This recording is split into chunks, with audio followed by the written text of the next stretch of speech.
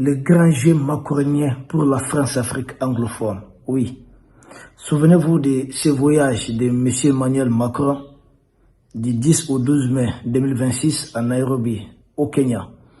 Et de là-bas, il a vivement critiqué le Mali, voire le pays de l'AES. Pourquoi?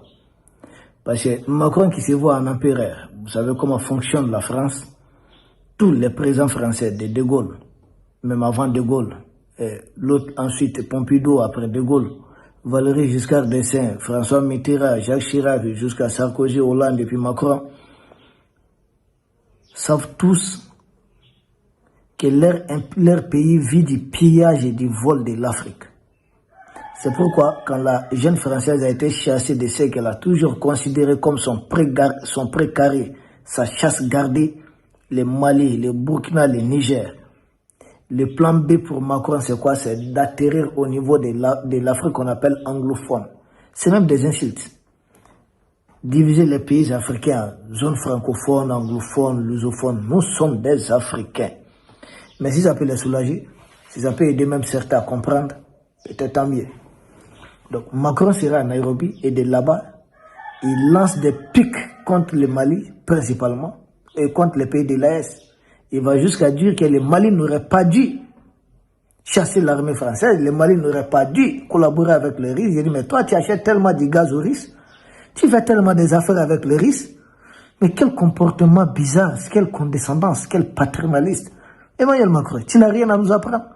Si vous êtes un pays libre de faire affaire avec la Russie, nous aussi, nous sommes des pays libres de faire des affaires avec la Russie. Et la Russie, là, l'État russe, là, c'est un partenaire sincère. Des gens qui vous vendent tout le matériel possible dont vous en avez besoin. Il n'y a pas longtemps, j'ai vu leur fake news, la Russie a refusé de vendre tel matériel. Ce n'est pas vrai, c'est faux. C'est de la propagande orchestrée depuis l'Élysée. Puis l'Élysée, mais, comme à son accoutumée, comme ses prédécesseurs, la junte macronienne jure de récupérer les pays du Sahel par tous les moyens. Envoyer des émissaires bidons qui n'ont aucun pouvoir de décision, envoyer ce qu'ils appellent des médiateurs bidons, et surtout essayer de passer par l'Afrique francophone. Vous aurez constaté que non seulement c'est le Kenya, il signe des accords avec l'Afrique du Sud, et même des accords avec le Nigeria, surtout le Nigeria.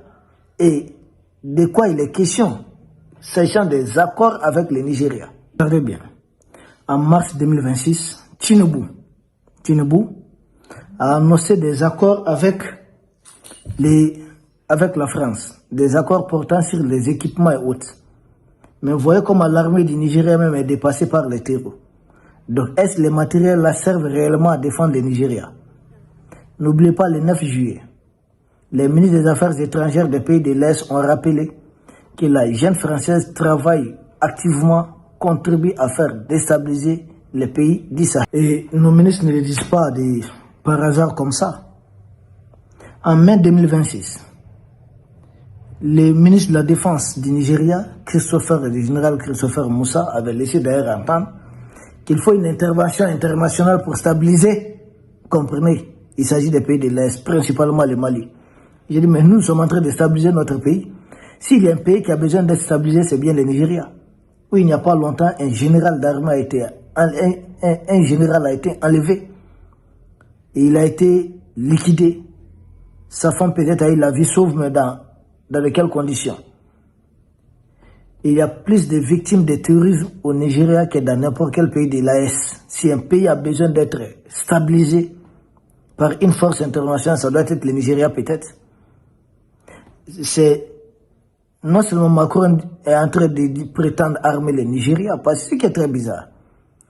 Même le Bénin, qui vient d'organiser une opération conjointe avec le Burkina, la frontière entre le Bénin et le Nigeria, il y a déjà des militaires français sur place. Or, plus ces militaires-là reviennent, nous apprenons même une attaque au Tchad qui a fait beaucoup de morts. Plus ils reviennent dans un pays, plus les attaques commencent à se multiplier. On dirait qu'ils apportent les attaques dans leur vallée. C'est ce qui s'est passé ici. C'est pourquoi on les a chassés. Donc, ils sont au niveau du Bénin et il y a de plus en plus aussi des attaques de ce côté.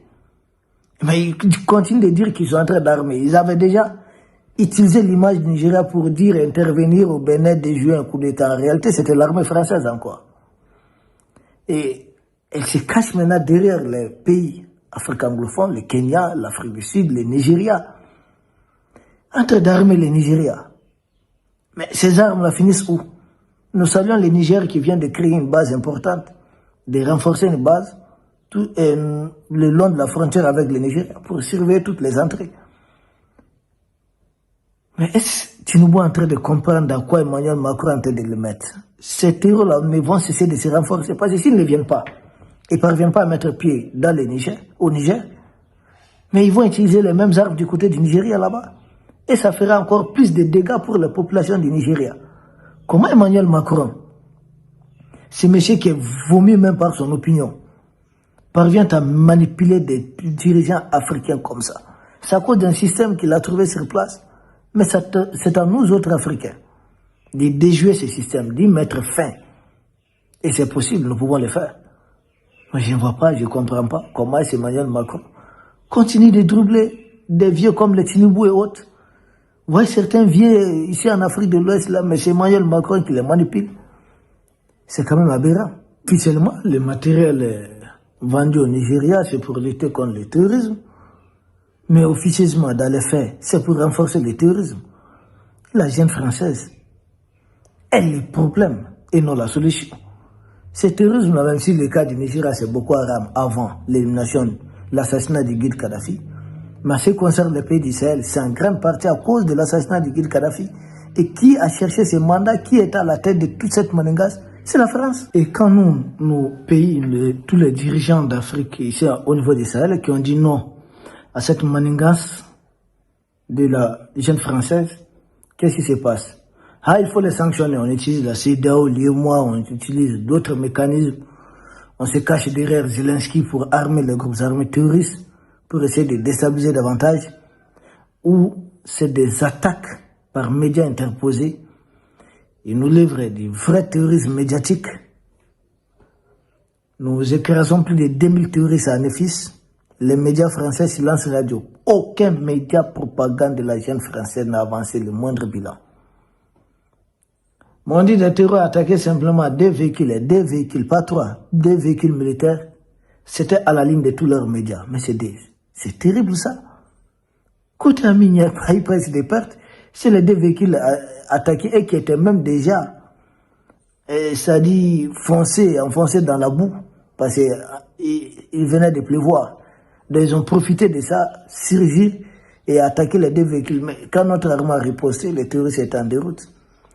Les anciennes colonies anglophones doivent se prémunir auprès des anciennes colonies françaises, surtout nous qui sommes en train de nous émanciper de l'impérialisme de la jeune française. Voir comment les contrats étaient illégaux ici et inégaux même. Des contrats qui ne tenaient pas debout, qui continuaient d'appauvrir nos pays, et enrichir la jeune France. Résultat, on se jette à la mer, on se jette à l'océan pour essayer d'aller chercher du boulot. Souvent, c'est pas la peine quoi. De l'autre côté, nous avons nos terres ici, nous avons tout, mais ils ont tout fait pour appauvrir artificiellement l'Afrique. Maintenant que nous voulons nous-mêmes un système propre à nous, ils disent non. Mais c'est bizarre quand même. C'est bizarre. Les anciennes colonies anglophones doivent venir voir comment est-ce que la jeune française même a créé l'insécurité, que ce soit en République centrafricaine, au Congo-Brazzaville, au Cameroun, dans toutes ces anciennes colonies, ici dans l'espace AES, l'insécurité s'appelle la jeune française. Pas plus, pas moins. L'insécurité là, c'est la France qui nous apporte ça. Histoire des rebelles, des nordistes, des sudistes, des, je sais pas, est. Ouais, attendez, c'est quoi cette histoire? Et on va faire éliminer Kadhafi et autres là. L'insécurité là, c'est la jeune française qui a amené ça en Afrique. Et c'est ça. Dégradation d'environnement avec leurs entreprises qui ont eu à tout piller, détruire l'environnement. Regarde les Niger. Hein, les trucs de radioactivité, voilà, à cause de l'exploitation barbare de l'uranium. Allez voir ce qui se passe. Et on nous demande de retourner. Et puis ils vont chez nos autres frères et disent, ouais, ça a été des anciennes colonies anglophones qui ne connaissent pas la réalité de ce qui se passe dans la zone francophone. Mais nous, Africains, nous devons nous parler. C'est par là que nous allons libérer l'Afrique. L'Afrique, nous vous remercions. Nous espérons vous retrouver demain pour un autre sujet au sommet de l'actualité. Emmanuel Macron est songé pour l'Afrique anglophone démasquée. Macron, tu perds ton temps. L'Afrique se réveille.